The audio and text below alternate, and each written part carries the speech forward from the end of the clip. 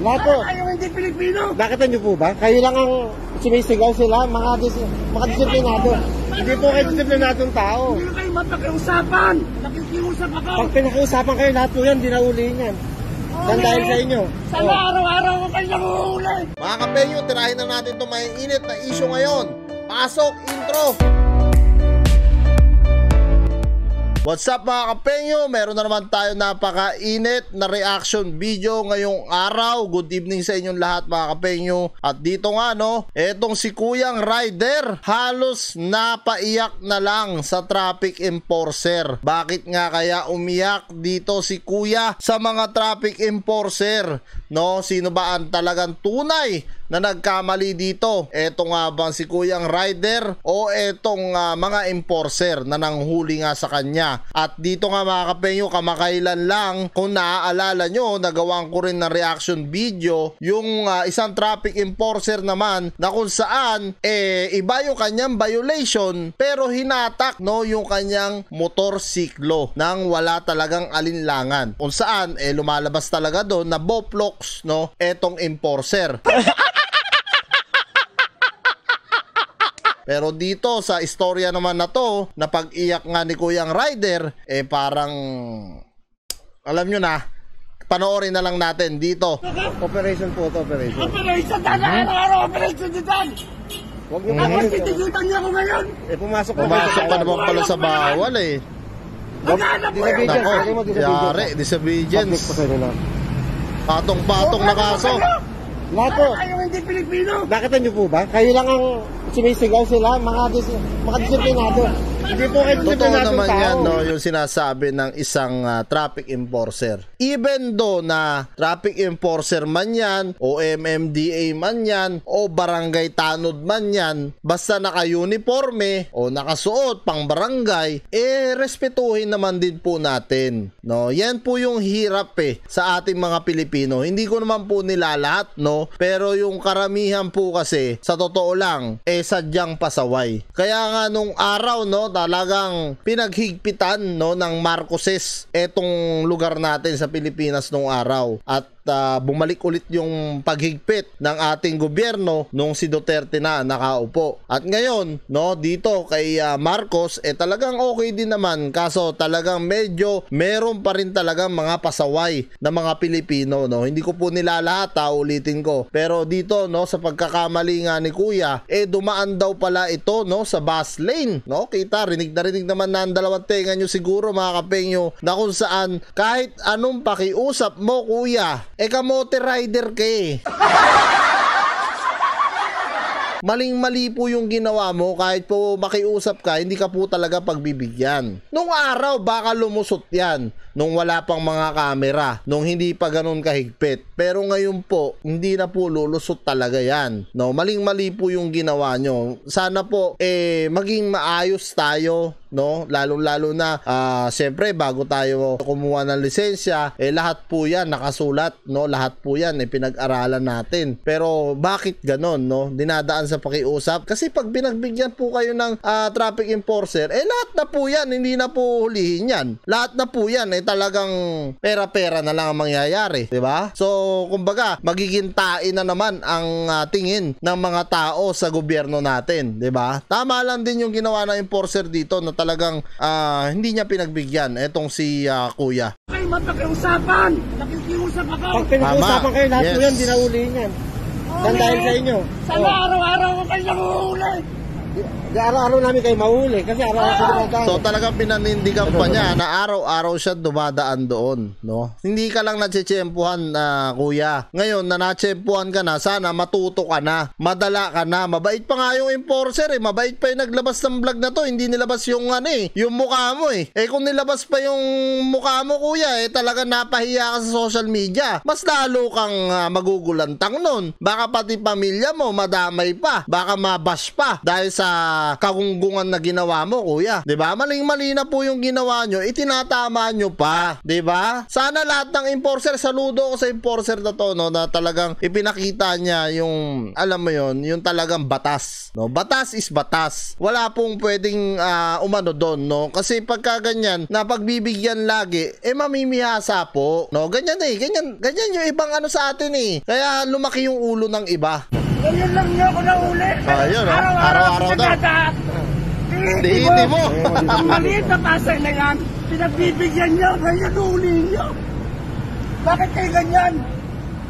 Ayun nga, tamo, may alam si kuya. Kung yung mga maliliit nga raw noon na pagbibigyan. Noon kasi yon, kuya. Noon kasi, alam nyo na medyo may padulas ka lang ng konti, okay na eh. Ngayon, hindi na nga po ubra. No, hindi na po ubra. Kasi may mga camera na. Anytime na makita sila ng kasamahan nila na nangurakot sila, sigurado 100% sila rin po ang tanggal kaagad. Kaya, alam nyo, maganda nga yung ganito na dapat sumunod tayo sa batas. Alam nyo, dito sa Taiwan, di naman sa pinag-aano ko mga kapenyo, dito batas is batas. Walang lagayan dito, hindi ka uubra, no? Kahit palagyan mo, baka lalong lumaki o lumala lalo yung kaso mo pagka naglagay ka dito. Huwag tayong maglokohan dito. Hindi po ako taga rito para dumana ko dito. Namiloso po si kuya. Ha? Nandito. Ano yung lisensya mo? Ito, hindi. Ibaba mo yan mo doon. Ano yung lisensya mo doon? Sino ba? Ayoko. Masamang tao. Iusap ko sa inyo, maliligo ako sa trabaho. Sana araw-araw ganyan gawin nyo. Sasaluduhan ko kayo. Saludo ko sa gagawin nyo. Araw-araw yung gawin yan. Operation. Gawin yung operation araw-araw. Magiging matino yan. Gandaan na yan. Alam mo, kung matino po tayo, hindi tayo dadaan dyan. Hindi, wag mo sabing matino kayo. Araw-araw ko hindi request sana kayo dyan. Sa totoo lang mga kapenyo, yung naging action dito ni kuya, talagang pambabastos na rin para sa mga naka-uniforming traffic enforcer o MMDA natin na dapat talagang hindi tinutularan, no? Dapat respetuhin natin yung mga traffic enforcer din sa atin, o maski, katulad ng sabi ko kanina, maski MMDA, maski barangay tanod, dapat po talaga nire-respeto natin basta nagtatrabaho sa gobyerno, no? Para, alam nyo, kamay na bakal talaga ang kailangan. Hindi lang ito pwedeng bantayan namin. Marami po kami pwedeng binabantayan, ha? Wag nyo po implement ang batas na yan. Kung hindi nyo yan consistent na gagawin. Consistent kayo. Consistent nyo yung operasyon nyo.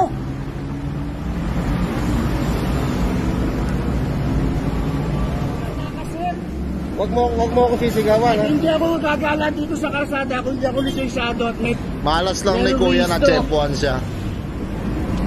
sumusunod ako, nagbabayad ako sa batas, sa gobyerno.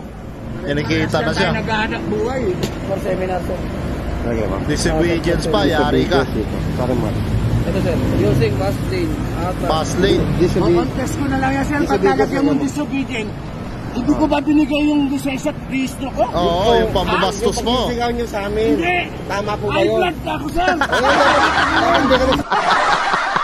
High blood ka pala kuya, anak ng tinapay naman, no? High blood ka pala, nagsisigaw ka dyan. Dapat hindi mo na yun nga nakakasama nga sa'yo dahil high blood ka. Baka mamaya mapapano ka ba dyan, sagutin ka pa ng traffic enforcer, hayop ka. Natatawa naman ako dito kay kuya, mga kapenyo, may maidahilan na lang, no, katigasan ng ulo, no, sana talagang hindi pa marisan yung ganito, no. Pasalamat ka pa kuya, hindi nilabas ng traffic enforcer yung mukha mo, dahil kung nilabas sigurado mapapahiya ka lang. Sisigaw, walang ano kayo. Wala kayong respeto sa enforcer, oh. Wala Alam nyo, kayong respeto sa enforcer. sa totoo lang mga kapenyo, wag natin respetuhin ang mga enforcer o mga MMDA kung alam din natin na mali talaga yung ginagawa nila. Hindi nila pinapatupad yung kanilang trabaho. Pero yung ganyan na alam mo naman sa sarili mo na nagkamali ka, manahimik ka na lang, rumispeto. Katulad, may high blood ka pa, delikado ka pa dyan, di ba? Yan, ganyan lang dapat, oh. Tahimik na lang. Hindi, RTS lagay mo. Contest pa raw siya. Sige, tama. Contest niya po. Sige, RTS lagay mo. Ayaw niya, RTS mo na. Pakontes ako, magkocontest. Opo, karapatan RTS, niyo po. kakasuhan, dadagdagan pa. Yari ka ngayon. Dito, hindi yan. Patong-patong na yung ano niya. Yan, okay. Ano ang violation ko, sir? DBS po. Ha? Anong DTS? Isa lang? Asan ito? Bawal magsabi kung magkano.